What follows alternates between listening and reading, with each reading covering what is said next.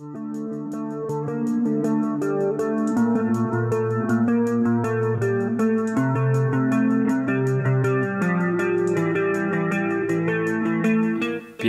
pabrikan roda 2 memberikan nama produk sepeda motor mereka sesuai dengan identitas atau branding yang diusung dari produk tersebut.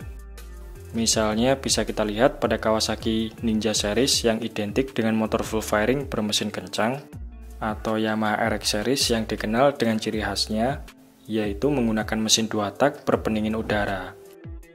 Namun, bagaimana jadinya jika nama yang diberikan pada suatu motor ini tidak sesuai dengan branding atau identitasnya?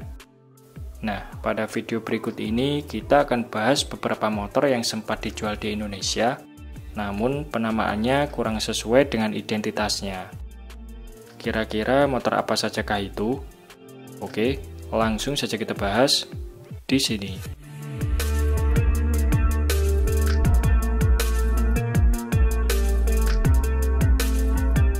Yang pertama ada Yamaha Aerox 125. Mungkin banyak yang nggak kenal dengan sosok Aerox 1 ini, soalnya Yamaha hanya memasarkan motor ini di Indonesia dalam kurun waktu 1 tahunan saja. Aerox 125 bisa dibilang adalah pendahulu dari Yamaha Aerox 155 yang kita kenal sekarang, namun sebenarnya motor ini memang agak berbeda jika dibandingkan seri Aerox lain, karena Aerox 125 adalah satu-satunya seri keluarga Aerox yang mempunyai dek rata, sedangkan semua jajaran keluarga Yamaha Aerox sejak zaman Aerox 2 tak sampai Aerox generasi sekarang mempunyai ciri khas tonjolan pada bagian dek tengahnya. Banyak yang bilang kalau motor ini adalah Xeon RC yang diganti bajunya, dan entah gara-gara nggak ngikutin ciri khas pendahulunya atau karena memang desain motor ini kurang bisa diterima oleh konsumen. Yang jelas penjualan Aerox 125 ini jauh dari ekspektasi Yamaha, dan kabarnya selama masa baktinya, motor ini hanya mampu terjual sebanyak 23.000 unit.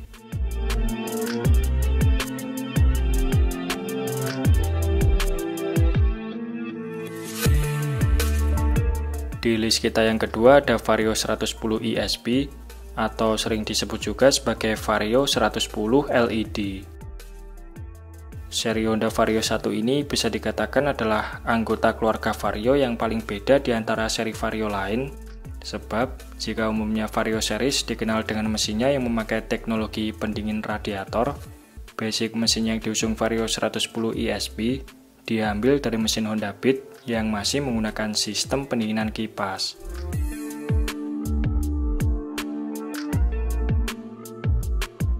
Vario 110 ESP sendiri merupakan generasi Vario 110 terakhir yang diproduksi dari tahun 2015 sampai tahun 2020.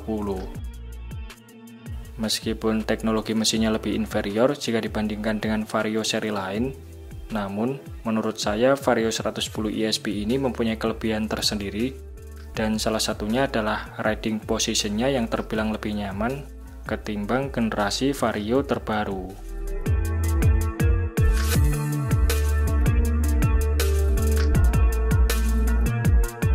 Berikutnya ada Kawasaki ZX130 dan ZX150.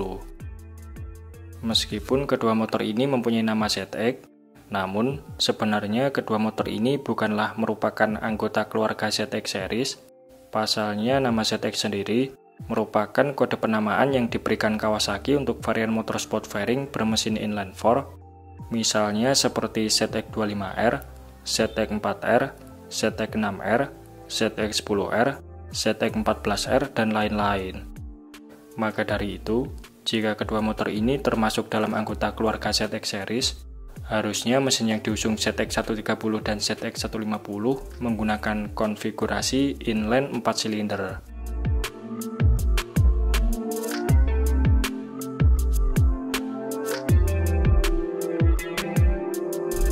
Di list kita yang keempat ada Kawasaki Bajaj Pulsar 200 NS. Bajaj adalah brand sepeda motor asal India yang mengaspal di Indonesia sejak tahun 2000-an awal. Namun seiring berjalannya waktu, produk buatan Bajaj ini peminatnya semakin sepi, sampai akhirnya satu persatu dealer mereka berhenti beroperasi, untuk kemudian ATPM Bajaj resmi mengundurkan diri dari Indonesia. tidak lama setelah menyatakan pamit dari Indonesia, pada tahun 2013, Bajaj mencoba strategi baru dengan menggandeng Kawasaki sebagai partner pemasaran produk mereka. Dan salah satu produk yang dijual Bajaj lewat kerjasama ini adalah Bajaj Pulsar 200 NS, yang kemudian direbranding ulang menjadi Kawasaki Bajaj Pulsar 200 NS.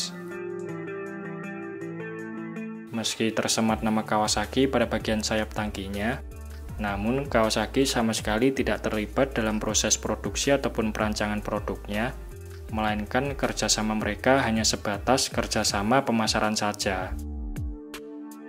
Sayangnya meski telah menggendong nama besar Kawasaki, penjualan motor ini kurang begitu sukses di pasaran, dan pada akhirnya motor ini resmi dihentikan penjualannya pada tahun 2016.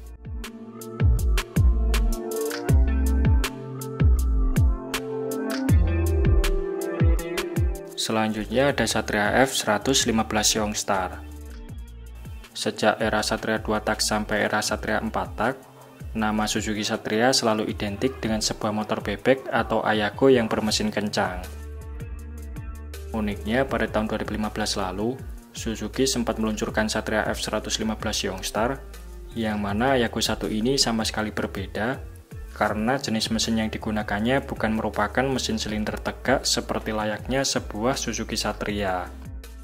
Akan tetapi, Youngstar menggunakan mesin 4 tak tipe selonjoran yang basisnya diambil dari motor bebek tulen Suzuki Shooter 115 Fi, dan tentu saja dengan mesin selonjoran ala bebek ini, secara performa Satria Youngstar jauh lebih inferior jika dibandingkan dengan Satria FU 150.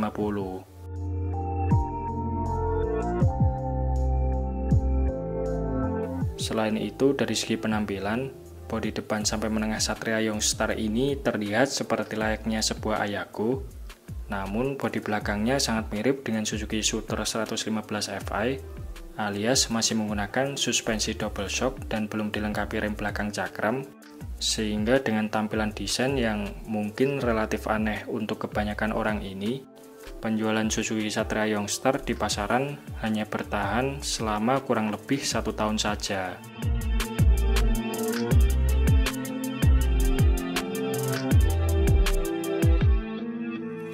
Di list kita yang terakhir ada Suzuki Bandit 150.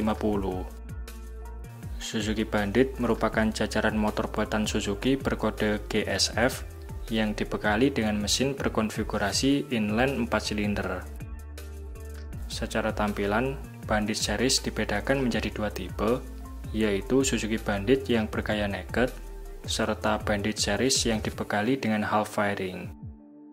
Nah, dari semua jajaran keluarga Suzuki Bandit yang pernah dirilis, Suzuki Bandit 150 mungkin adalah varian yang paling melenceng dari pakem, karena selain mesinnya menggunakan single silinder dan kode namanya adalah GSX 150, secara penampilan, motor ini sama sekali tidak mempunyai kemiripan dengan Suzuki Bandit, yang mana ciri khas dari Suzuki Bandit versi naked adalah headlampnya yang berbentuk bulat. Suzuki Bandit 150 ini sepertinya dibuat dalam tenggang waktu yang sangat singkat serta finansial yang terbatas, sehingga beberapa detail partnya dicomot dari motor yang sebelumnya sudah ada, misalnya pada bagian tangki, footstep, kaki-kaki, undercrowl sampai pengeremannya yang mirip Suzuki GSX-S, sementara bagian headlamp dan stop lampnya mempunyai kemiripan dengan Satria FU injeksi. Maka dari itu, nggak heran berkat kemiripan headlampnya dengan Satria FU injeksi, motor ini kerap kali dijuluki sebagai Satria FU versi kekar atau Satria FU yang dipasangi tangki.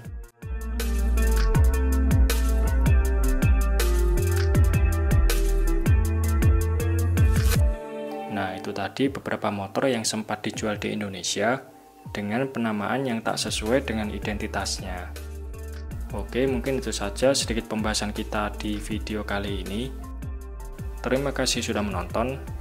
Sampai jumpa di video-video Bang Rossi selanjutnya.